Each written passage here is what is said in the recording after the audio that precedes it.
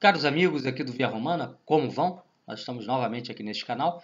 Hoje falaremos um pouquinho sobre o imbróglio Olavo versus Mourão versus PSL, que marca esses primeiros 30 dias de governo Bolsonaro.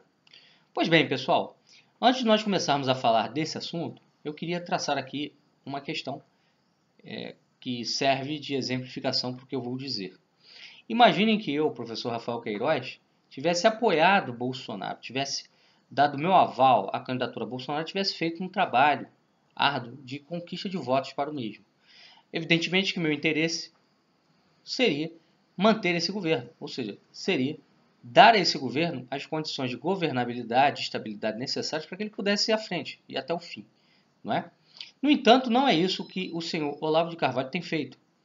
Ele tem trabalhado diuturnamente para criar fraturas, para criar cisões, para criar facções dentro deste novo governo, destruindo assim a base que dá estabilidade ao mesmo. E nós sabemos quais são estas bases, né? São 4 principalmente. São os militares, são os olavetes, são os protestantes, né?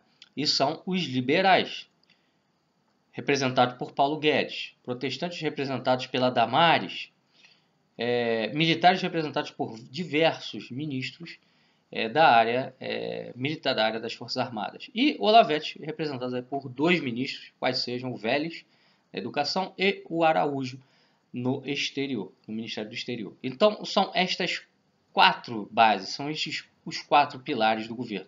E, evidentemente, que quanto mais harmônica for a relação entre estes 4 pilares, maior governabilidade, né, Bolsonaro terá, maior estabilidade o seu governo vai obter.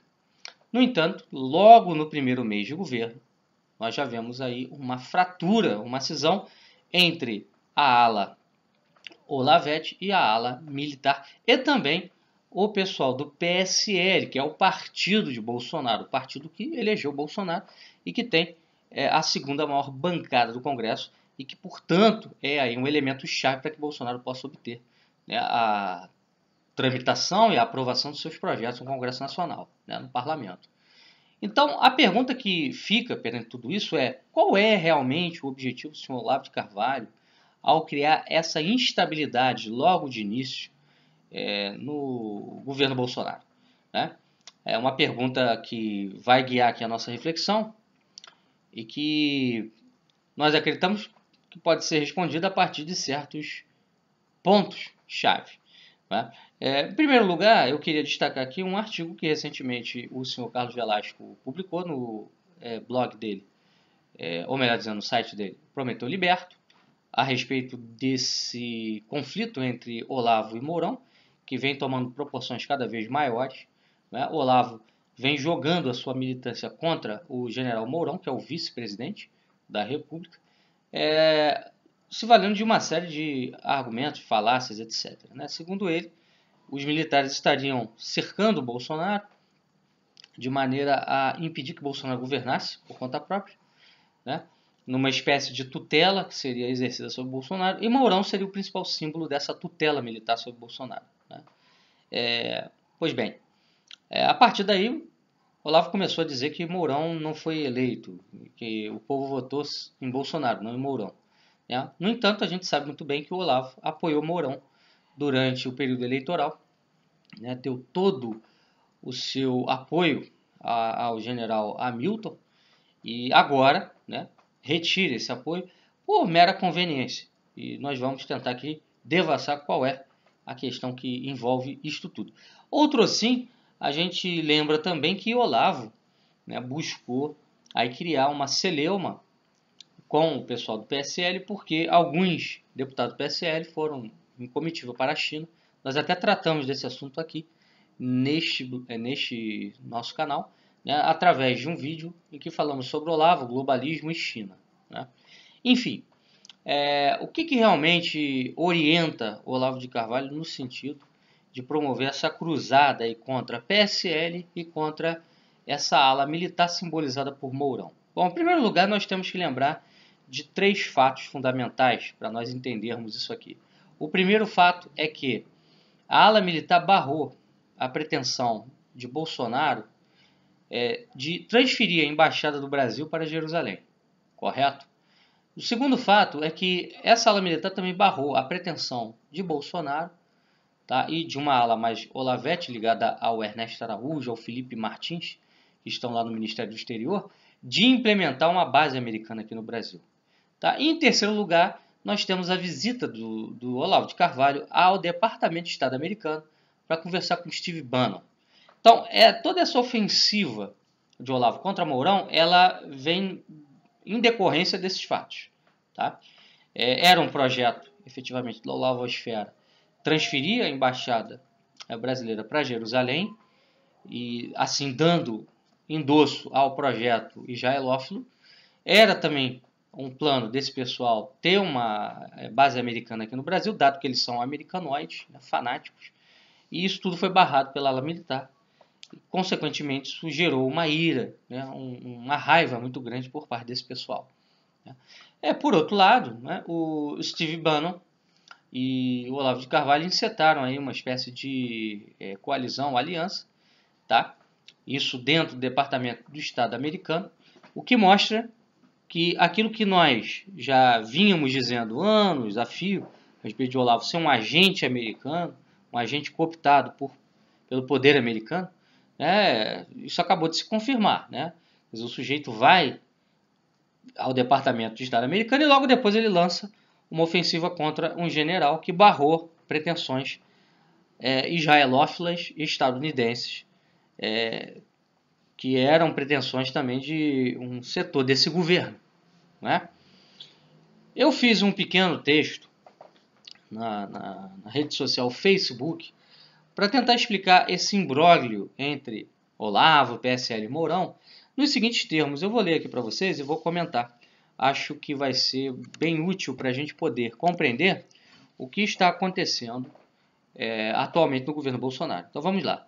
O recente imbróglio PSL versus Olavo e Olavo versus Mourão, e também as críticas assintosas de Alan dos Santos, empregado do Bruxo, contra o general no Terça Livre, mostram muito bem quem é o senhor Carvalho, um canalha de marca maior, cujo objetivo é unicamente a hegemonia pessoal e a tiranização dos ambientes da nova direita para locupletar sua megalomania, embasada na autoilusão de que ele é o único filósofo vivo, que ele é o restaurador da cultura, o Spoldaios. Bom, como nós sabemos, né, o Olavo tem uma pretensão, qual seja de restaurar a alta cultura no Brasil, e ele parte do princípio de que ele é o único capaz de fazer isso, e faria isso quase que solitariamente, né, com alguma ajuda aí de seus alunos.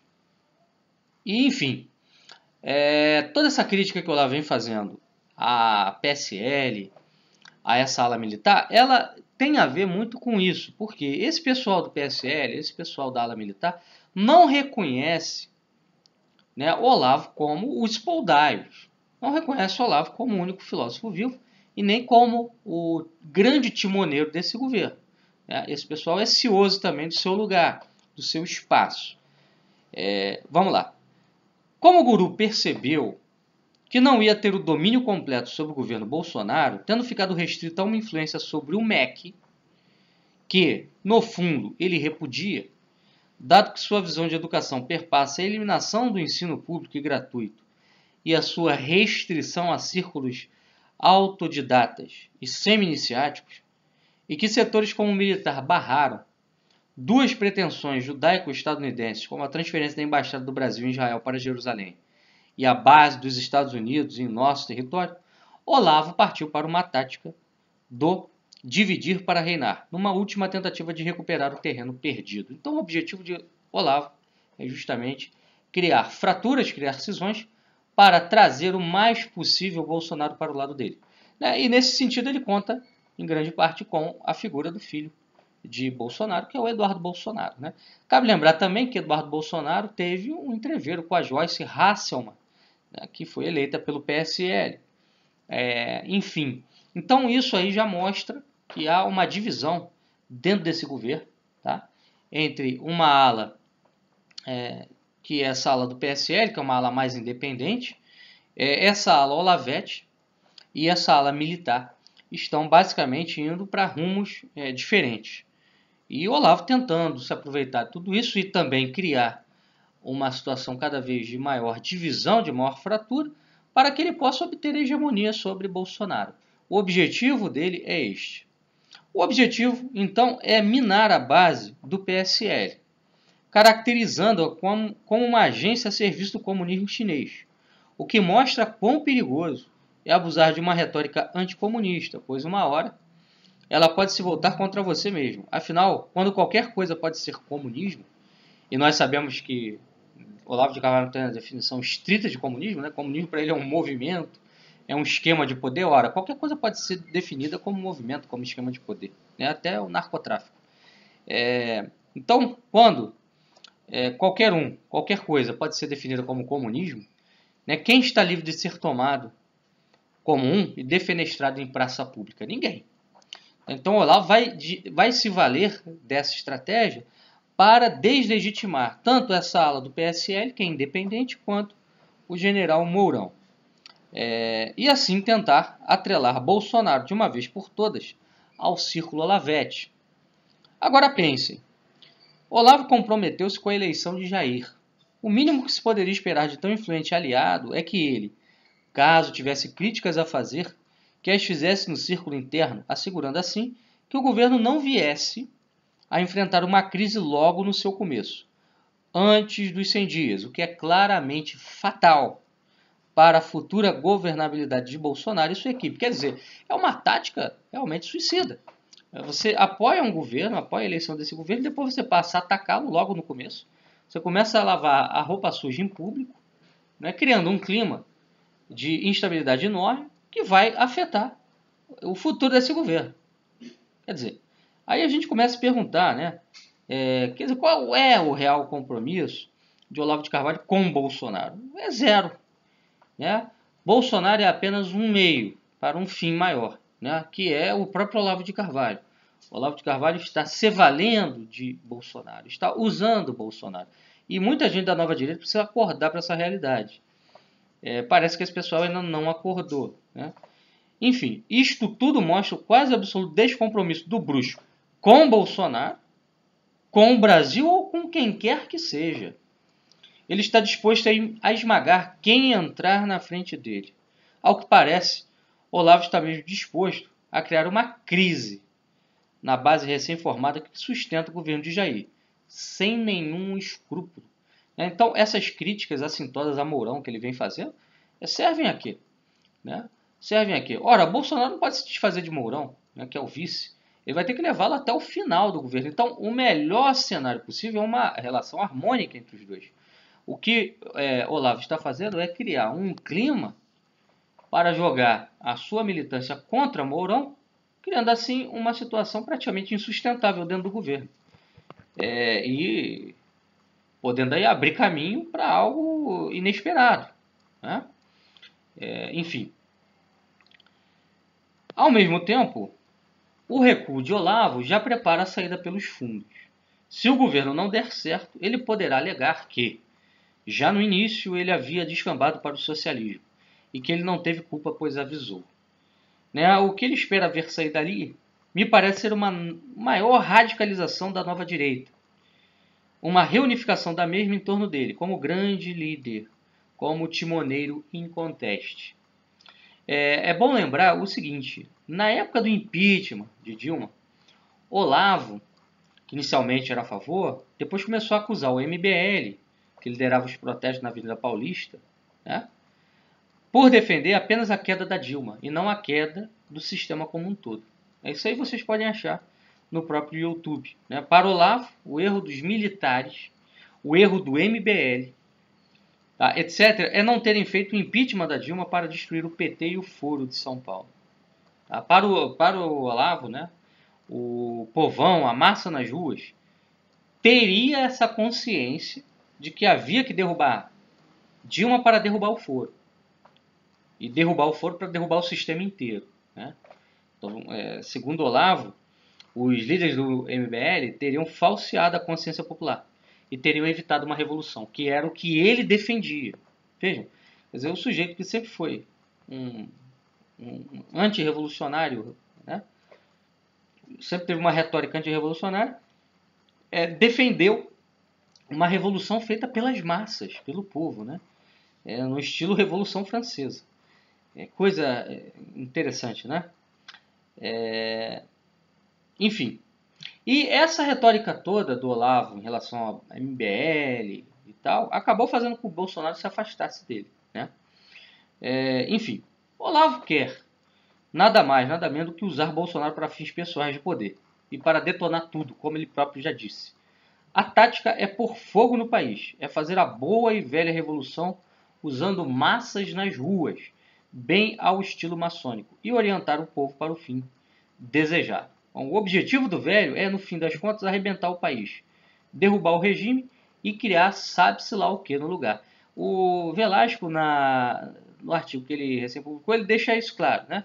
Que o Olavo ele quer realmente criar uma celeuma, ele quer criar uma fratura que leve, né, massas novamente para as ruas, né? Enfim, e daí o que vai sair nós não sabemos, né? Hoje mesmo eu estava vendo aqui o noticiário e vi que postaram uma foto de manifestantes em frente ao Palácio do Planalto, né, lá em Brasília, com uma faixa dizendo que eles não elegeram Mourão, elegeram Bolsonaro. Quer dizer, a tática de provocação de Olavo já está dando certo, né?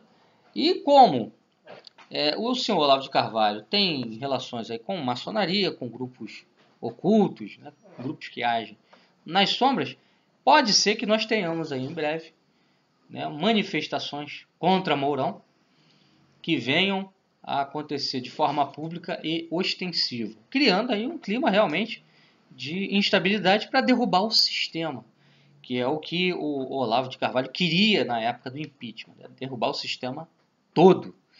Enfim, vamos ver aí o que acontece nos próximos capítulos. O fato é que isso tudo prova a megalomania do velho.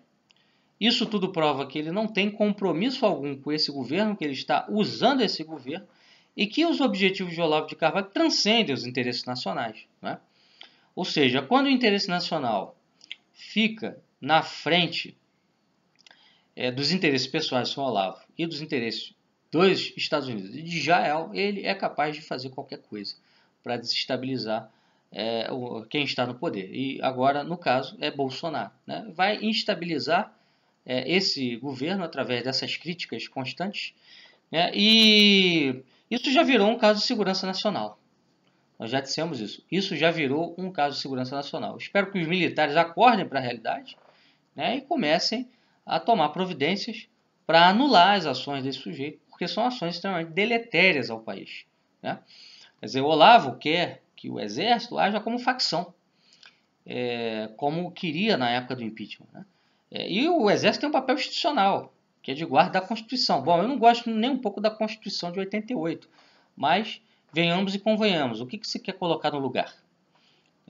Algo ao estilo da Constituição norte-americana? Não, então é melhor ficar com isso aí, né? Menos mal, melhor dizendo. Não é isso? Se é para criar uma instabilidade desse tipo, é melhor ficarmos com o que nós estamos, o que nós temos agora, né? Se é para criar uma Constituição absolutamente alienígena em relação às nossas tradições, à nossa cultura, né? Então fiquemos com esse mal que já temos aí, né? Melhor do que trocar por um outro mal, que é desconhecido, nós não sabemos qual o resultado que vai ter. E assim, um exército agindo como facção, né, tomando partido de grupos, de ideologias, etc., é a receita do caos, é a receita da derrubada de um Estado. Por exemplo, na Roma Antiga era isso que acontecia, os generais tomavam partido das facções em disputa, né? O Império Romano foi enfraquecendo porque os generais entravam e davam golpes de Estado, derrubavam imperadores, matavam imperadores e, consequentemente, a estrutura institucional de Roma foi se esboroando. Que é exatamente o que vai acontecer se o exército tiver esse papel que Olavo quer que tenha, né? Que já queria que tivesse na época do impeachment. Então, nós temos que ficar atentos a tudo isso que está acontecendo e gritar, e colocar a boca no trombone. porque isso precisa chegar nos militares, precisa chegar naqueles que têm um papel institucional dentro do Brasil, para evitar que o mecatombe nos atinja. E se essa hecatombe nos atingir, como querem essas forças aí dessa nova direita radicalizada, né, a revolução de massas, né, a derrubada de todo o sistema, nós não sabemos o que vai vir. Né? Quer dizer, o certo é que o que virá, né, não será fundamentado no nosso interesse nacional, né, será fundamentado nos interesses do Departamento de Estado americano. Então, pessoal, era isso que nós tínhamos a dizer hoje. Um abraço, até a próxima.